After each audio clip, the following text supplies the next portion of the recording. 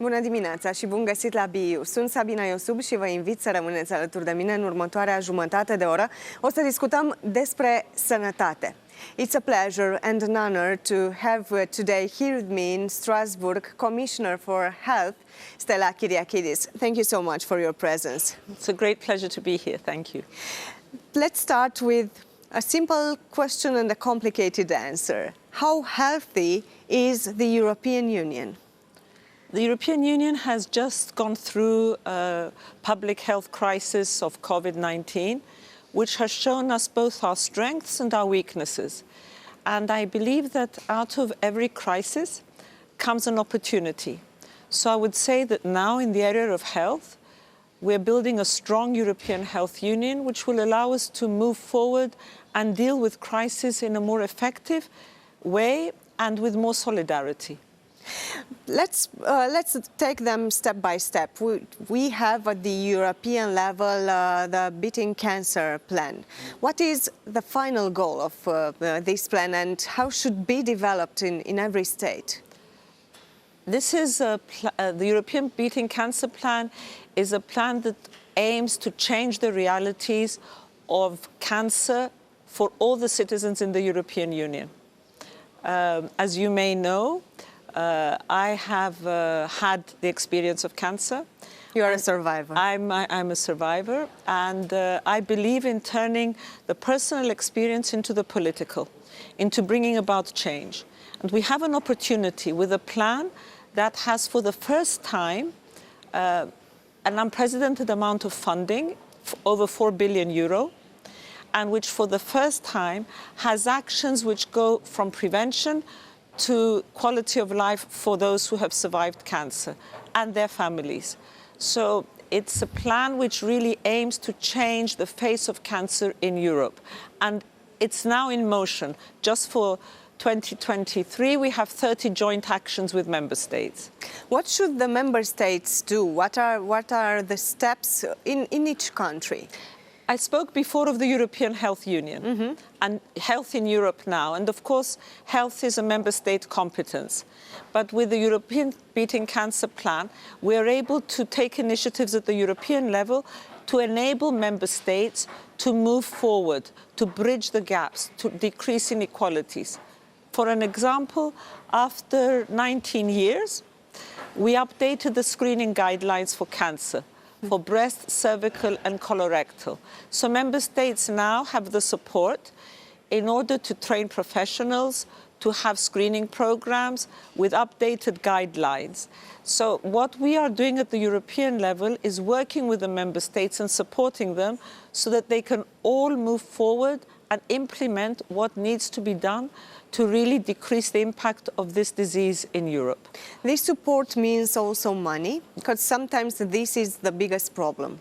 This support means funding for training of professionals. It means funding through Horizon Europe, through the Mission on Cancer, in order to support member states in exchanging best practices and expertise. And of course, many member states have put the strengthening of their health systems in their recovery and resilience plans, so it all comes together.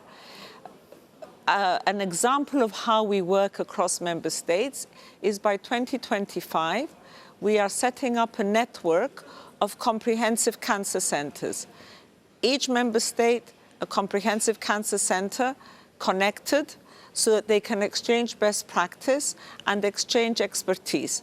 This will help all member states be able to provide better care for the cancer patients. And we have a number of actions for this.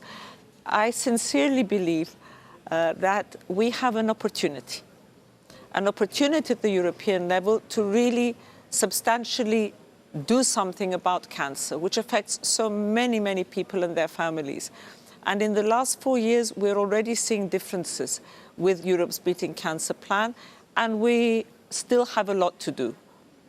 Is it really possible to change the quality of life for a person that has cancer? Definitely, yes. We have, with the progress of science and medicine, many people who survive cancer. But what we do see is that we still have discrimination. For example, if someone has had cancer, you may not be able to access financial services, possibly for the rest of your life. Credits for like A loan, yeah. an insurance. This is unacceptable. You cannot be stigmatized for having been through cancer after so many years. So we have an initiative at the European level for the first time, the right to be forgotten, which deals with the discrimination that cancer survivors face in accessing financial services. 7 member states have already legislated. And in 2024, we're coming forward with a code of best practice so that this is solved with, and someone who has survived cancer has equal rights to accessing financial services as everyone else. So there's a great deal we can do to improve the quality of life of those who have had cancer and in their employment. I think we are also seeing some differences in terms of citizenship. If you are from a country with a better infrastructure, with a better prevention plan, with more money, you have more chances. How can we, or what can we do in order to have same access, actually, same treatment for the citizens? You're absolutely right. Health inequality is a fundamental issue in many of our member states, within them and across them. And in the Europe's Beating Cancer Plan, this is something we address head on. We do not ignore it. For the first time in February, we issued a country cancer report, an inequalities register, showing the differences not only between member states, but also within them. Why? Because now we are able to, using the funds of the cancer plan, using the work that we do with member states, to support where we need to support in order to improve the quality of care. We need to address equality, health inequality across the board, in access, in quality of life, in prevention, in screening.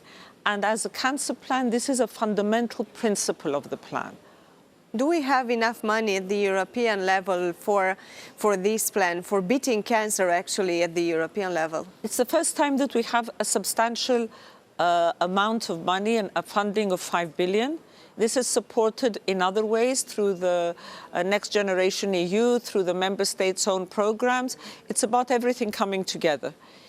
It may sound almost ambitious, but we need to be ambitious.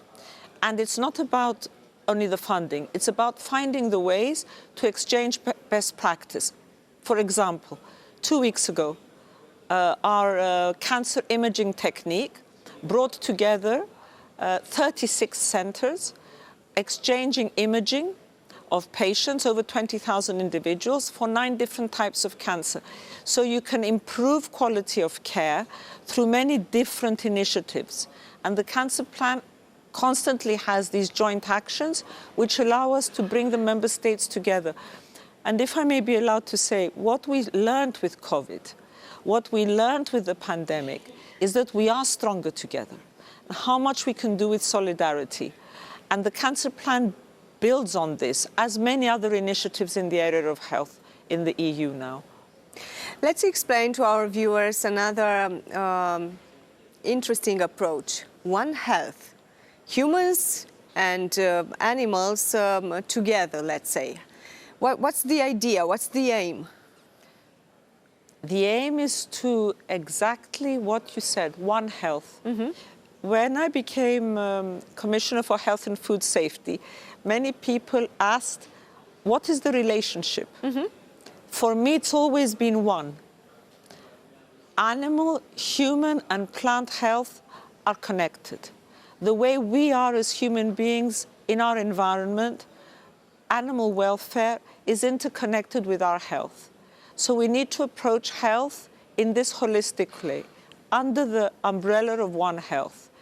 And we're seeing this, for example, with antimicrobial resistance, which is one of the silent pandemics, and it's related to how human beings misuse antimicrobials, but also how we misuse antimicrobials in animals, which in the food chain reach us.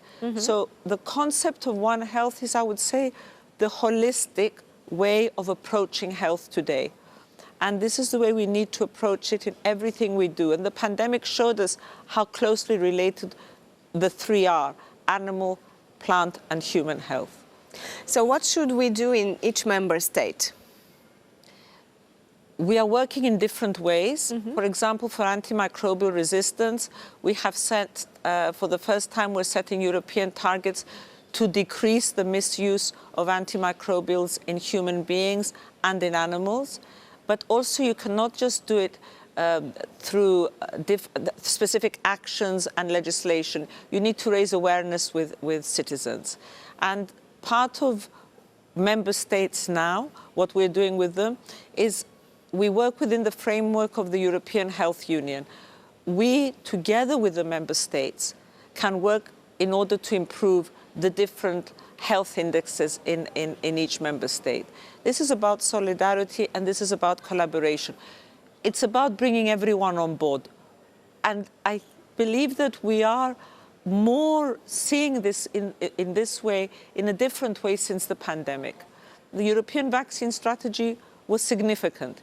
It showed how we could work together and provide vaccines to every European citizen in every member state at the same time, no matter where they lived. If we manage to do it for COVID-19 vaccines, we need to be able to do it across the board for health. I know that you have the aim to make the EU best practice region in terms of fighting the antimicrobial resistance. Can we do it? We're definitely working towards it.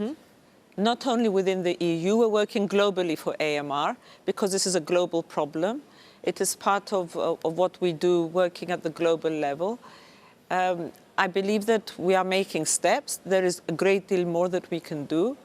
And again, what we saw because of COVID is that we can not only look at what is happening within our borders as an EU.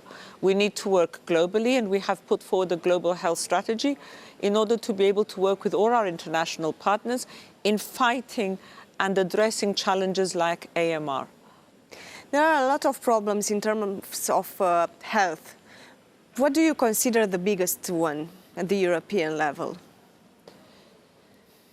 Following the pandemic, the biggest challenge is to use what we've taken forward to be able to address health issues with the member states in this framework of solidarity and collaboration.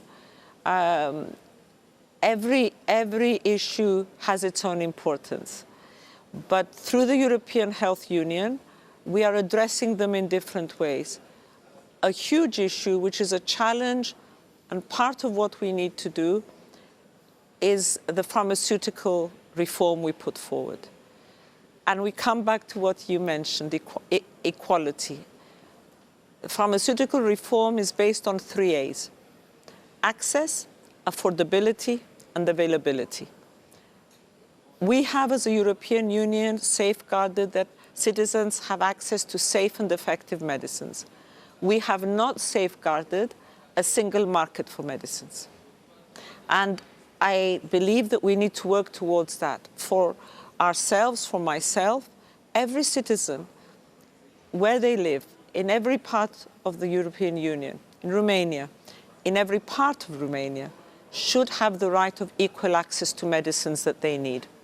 Otherwise, we are really not addressing issues to do with equality. And for myself, this is one of the big challenges that we have ahead. We've put forward our proposal. It's now going to be discussed, but it's built on the philosophy exactly of equality, of equal access. You are the commissioner that took the European Union through the pandemic. How was it for you?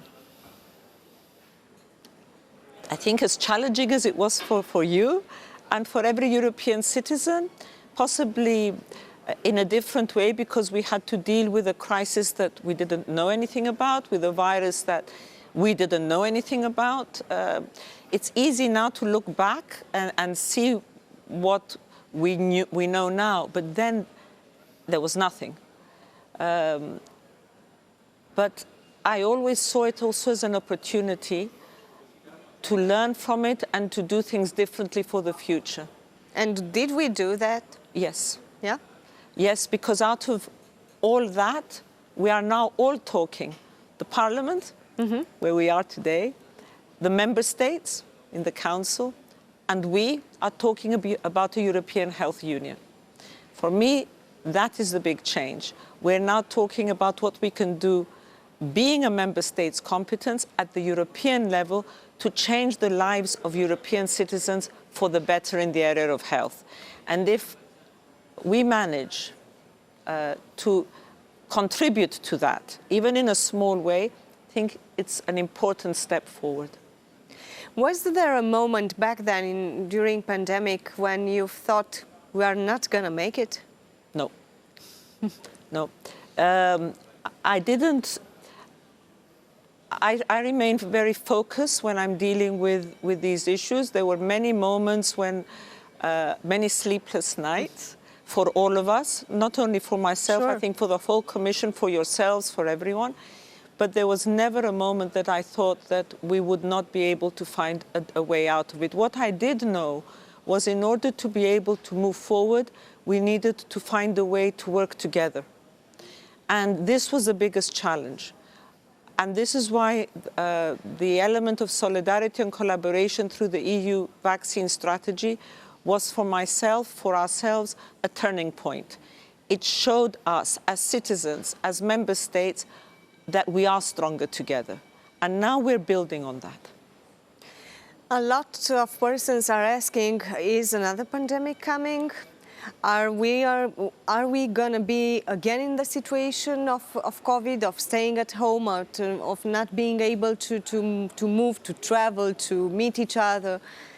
What's the answer? I cannot predict the future, but what I can say is that this virus has not gone away. We still know it's circulating, it's still there, but we are better protected. We have more citizens now vaccinated. We know what we need to do. And definitely we have put the structures in place at the European level to be able to not only deal with a crisis, but also predict. We've created a new authority called HERA. This allows us to be able to monitor and see if there's going to be a crisis, a public health crisis coming towards us. So I think we are better prepared now as a European Union to deal with crisis. And we are more aware as citizens of what we need to do. But we need also to be aware that we live in times, in the ages, as they say, of pandemics. So in terms of COVID, at least as we have things now, I do not see that we're going to go into lockdowns in the same difficult situation. But we need also to be prepared to monitor any changes. It's autumn already. What are the autumn priorities in terms of health? Sure. The autumn priorities in terms of health: shortages of medicines. Last winter we had, in many member states, shortages of, for example, antibiotics. So we're now preparing a critical medicines list. We are working with the companies so that they are proactive in telling us when there will be shortages. And we're coming out with a communication in the next 2 or 3 weeks on short and middle term ways to manage shortages. For myself, shortages of medicines is a big priority. The European health data space, exchange of information, this is already now being discussed, and we want that to move as quickly as possible. Ongoing work with the cancer plan that we need to implement, for example, the code of conduct for the right to be forgotten. So there's a number of initiatives still ongoing. And with our portfolio, I would say that it never stops. The priorities may change, and for this autumn, I think the priorities will be on medicines, the cancer plan, and the European health data space, but with many others coming with them. What's your analysis on Romania? What are the red flags, let's say, for my country? I don't want to go into a specific health, the health systems of any specific member state. I think Romania, like many member states, has had its health system challenged with COVID. And I know that they are really investing through the recovery and resilience plans to support their health systems. But I also want to share with you that we work very closely together in many of our joint actions for the European Health Union in order to change the realities. In the cancer plan, I'm looking forward to working for the pharmaceutical reform. And all these will benefit ultimately Romanian citizens as all European citizens. So the big challenges that we face now is following COVID, strengthening our health systems in all member states, because ultimately in 2020, when the pandemic started, I would hear many European citizens saying, "Where is the EU?" That is something I would not want to hear again. I would want the European citizens to feel the EU is here. We have a strong European Health Union, and all together we can improve the health of European citizens. Romanians are watching you right now. In the end of our discussion, what's your message for them? To stay safe and to really not hesitate in reaching out when they have issues. And because the cancer plan is very near to my heart, I would like to wish all those who are following us to really believe that we are making real steps at the European level to change the realities of patients in all member states and in Romania and their families. And also, please, as a survivor, your message for those who have cancer in Romania and their families. You are not alone. We are many in all member states, and for the first time, we have a plan that aims to change the realities of this disease for you, for cancer patients, for yourselves who are watching, for your families, for professionals, so that we are able to really deal with a disease that is affecting so many on our continent. Because I know that many patients, not only cancer patients, are concerned about medicines. We are making, through our reform, a strong proposal so that wherever they are, wherever you are who are watching and need medicines, affordable medicines, innovative medicines, you will have access to them. And this is a commitment that we strongly believe in. Thank you so much, Commissioner, for being with us today. Thank you. Thank you for the opportunity. Iar vouă celor de acasă vă spun să rămâneți pe Antena 3 CNN. Nu uitați că ne revedem și sâmbătă viitoare la 9:30. Cu bine și sănătoși să fim!